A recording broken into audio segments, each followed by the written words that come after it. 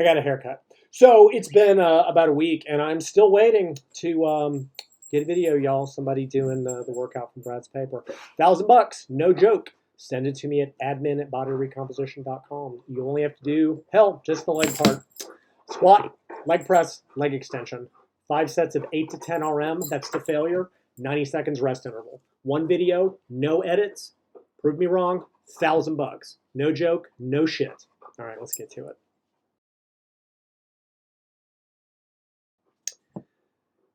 You can't make shit like this up. You can't. Not less than a week after I did my previous video where I talked about all of the hypocrites, all of the liars, all of the narcissistic con men in this industry. I talked about Brad's paper and his hypocrisy and how he said that he didn't have to blind himself to the ultrasound. Somebody sent me the following paper.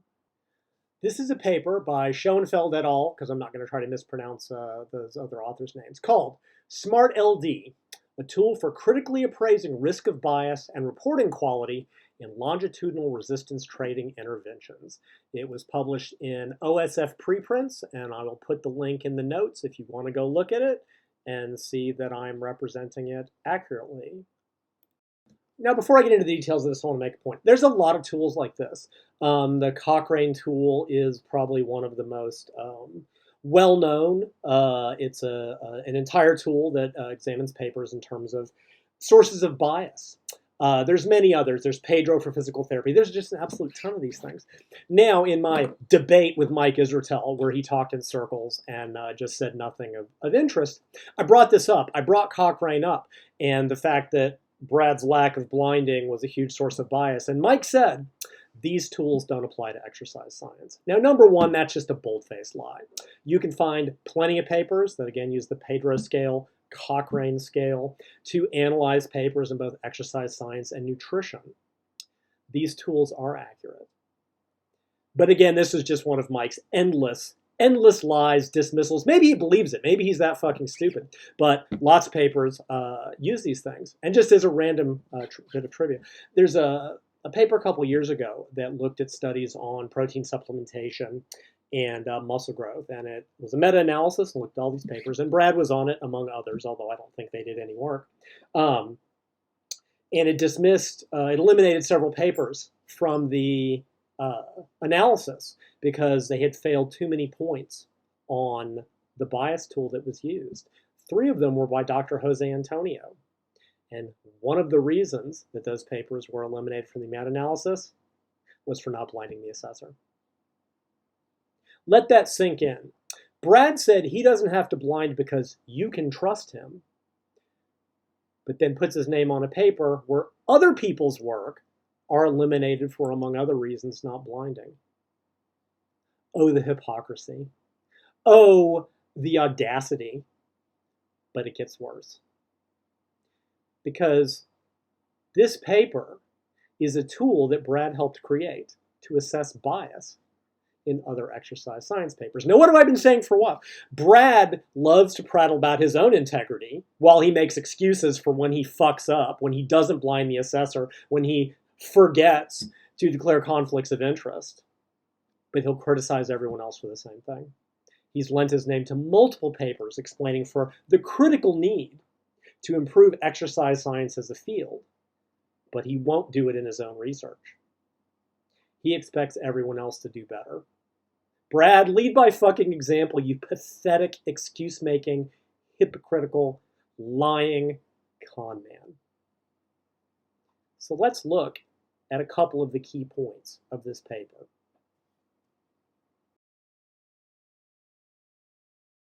All right, so this is number 2, and I apologize for the size. That was just the way I had to screen cap it. It says, the study was pre-registered prior to data collection for the outcomes of interest. The study must provide a statement that the methods for the outcomes of interest was pre-registered a priori, and that just means before, and provide information where the pre-registration can be located, link to website. The pre-registration must describe the detailed methods, include sample size and exact number of outcomes, primary and secondary. Justification must be provided if the study methods deviated from the pre-registration. Now, the purpose of pre-registration is so that researchers can't play silly buggers with their data. Because what happens is they do their study and they don't get the results they want, so they go in and they decide, oh, we're going to alter what we were doing after the fact and put that in the paper. Now, I can't prove this, but I suspect that in Brad's volume paper, they did this to statistics, right? When they did the standard p-value statistics, the higher volume group wasn't superior. P was less, did not fall below 0.05 in any case.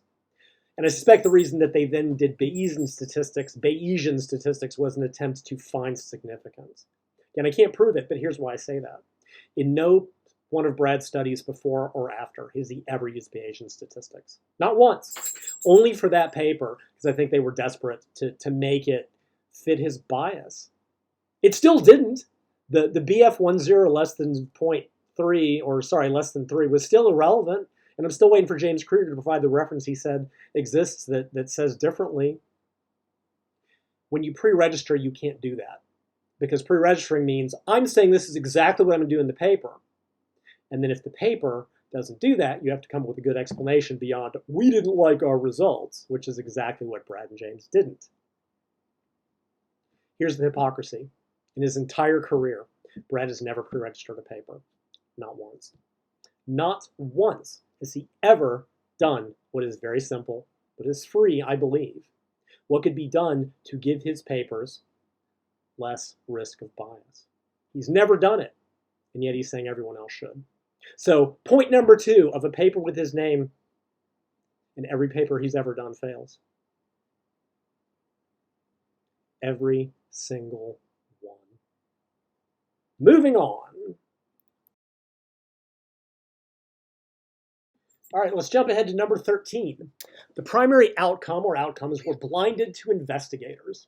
The outcomes in this case pertain to the dependent variables of interest for the systematic review or meta-analysis.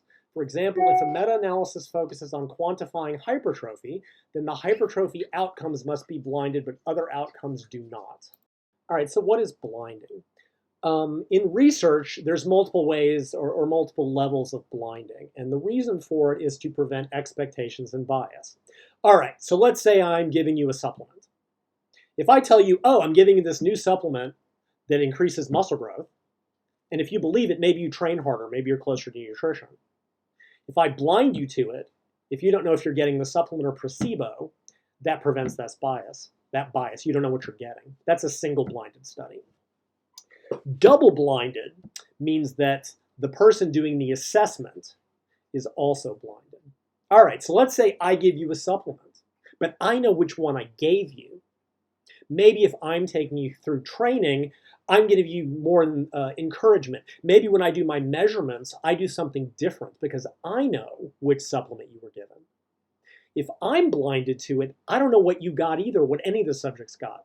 And the way they do that is they mark the supplements with letters or whatever, and somebody else keeps a record of who got what. But you don't look at that till after the fact. So that's a double-blinded study.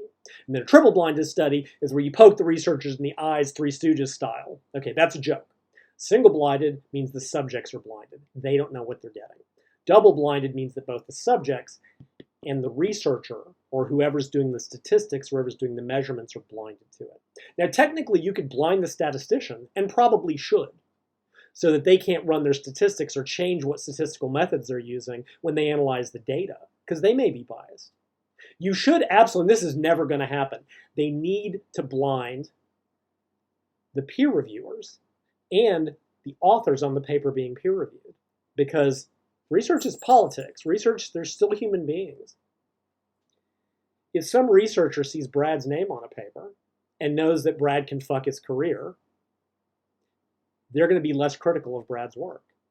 If Brad knows who peer reviewed it and doesn't like the peer review he gets, he'll fuck their career, because that's a level of power that this insecure, narcissistic con man has. How he got it out of an online PhD is beyond me, but that should technically be blinded. That's never going to happen. But the reason we blind the subjects and ideally the researcher is so that our expectations, or your expectations, don't come out. Now, exercise science is a special case because you can only blind to a certain degree. If we're giving a group of people 3 different workouts I can't blind them, or Brad can't blind them to what workout they're being given. You know how many sets you're being given. You know what exercise you're doing. I can't blind you. You could be blinded to what's being measured. Maybe we don't tell you that we're looking at muscle growth, but you can't be blinded to the actual intervention. Not like you can with a pill or a drug or a supplement. You can't blind the people giving the workout, right? The graduate students leading the people through the training, because Brad never oversaw it in his own study. They know what workouts are being given. Now, again, you might blind them to the outcome, right? Because what if let's say you've got graduate students who think that more volume is better, because that's why they're working with Brad in the first place. That's why Brad picked his advisor. He picked someone with the same volume bias as he's got, and he admitted that in an interview at one point. If they know that the outcome is muscle growth and they don't think that 1 set per exercise is worth a shit, they're not going to give the person as much encouragement or enthusiasm. And I'm not saying they do deliberately, but on some level they know, this workout's bullshit, I don't care what they do. But this 5 set per exercise, I'm going to push them harder. So you can blind them to what you're actually measuring. You can't blind them to the workout being given, obviously. But the assessor can be blinded. The person doing the ultrasound, who's doing the measurement of the muscle growth before and after, can be blinded and should be blinded and must be blinded. Now that depends on the methodology. MRI doesn't require blinding because you press go and the machine does the work. Ultrasound requires blinding because there's a subjective component.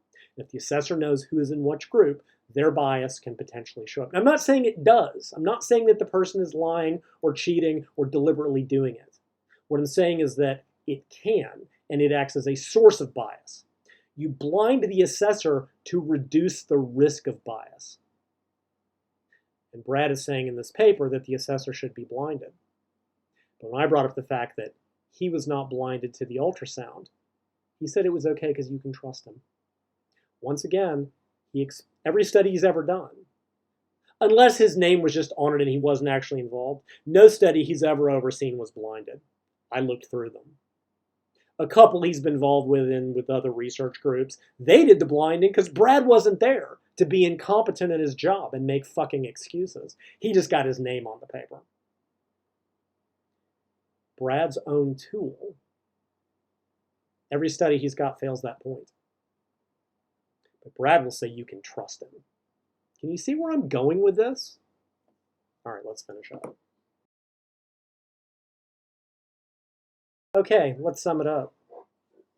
I've watched Brad do this for years. I've watched him put his names on multiple papers that said he called for more transparency, more accurate research to make exercise science a better field. He's now put his name on a tool to grade bias in research that his own papers, that every paper he's ever done, would fail 2 major points on. Yeah, fine, they get past the others. But his second point, pre-registration, he's never done it. Blinding the assessor, he makes excuses for why he doesn't have to. How is anybody okay with this? Because I know that no one else in this field, all of his lackeys, all of his ring kissers, and again, not the one on his finger, they'll be like, yeah, Brad making science better. But they won't hold him accountable for his lies and his bullshit and his excuses. All the people on his wall will be like, yeah, Brad Schoenfeld, scientist, making the field better. If he's saying other people have to do it, why doesn't he? Why does he expect everyone else to blind, but he doesn't have to? Why would he excoriate anyone who failed to declare a conflict of interest? But it's okay for him because it didn't really change the results. He said that too. Brad, how do you do it? How do you overcome the cognitive dissonance of realizing that you don't do any of this shit that you expect others to do? The excuses you make for your own work, you would destroy anyone else for doing, or for making, for doing the same things. How do you do it? How can you prattle about your own fucking integrity when you have none? How? Now I know how. You're just another narcissistic con man like everyone else in this industry. You'll say whatever you have to impress your little followers, like Mike, like Lane, and I'll talk about him later in a different video. How do you do it? How can you even look at yourself in the mirror and go, yeah, I'm not a fucking lying sack? I may be an asshole, but at least I'm an honest asshole. But here's the bigger question. How do you dumb motherfuckers on his wall that follow him not see this? How can you give him the benefit of the doubt on both ends of it. When he says, Lyle's mean and I don't have to blind, you're like, yeah, fuck that guy Lyle. When Brad puts this up, yeah, you're awesome, Brad. You can't have it both ways, but you do. You idolize him to such a degree that if I bring up these points, you'll say it's because I have an agenda against him. The facts don't matter. If anybody brings up criticism of Brad and he makes a fucking pathetic excuse or just blocks the person, which he also does, you think that's okay. And then you give him credit when he does the right thing. Just like you do with Mike. He lied to y'all for 5 years about volume and says, oh, you're doing too many sets. You go, yeah, Mike, you're awesome. When Mike or Lane or Brad pretend to be scientists, go, yeah, you guys are the best. When I bring science that they can't rebut, which is most of the time, and they go, fuck you, Lyle. You go, yeah, fuck you, Lyle. You're still right. You've decided they're right regardless. And they prey on that. And they use that to their advantage because they know they can get away with it, which says a lot about them, but it says more about you. Because I have to ask again, are y'all really that fucking stupid? And the answer is yes, you are. And like I said last time, you get exactly what you fucking deserve for listening to these people. See you next time.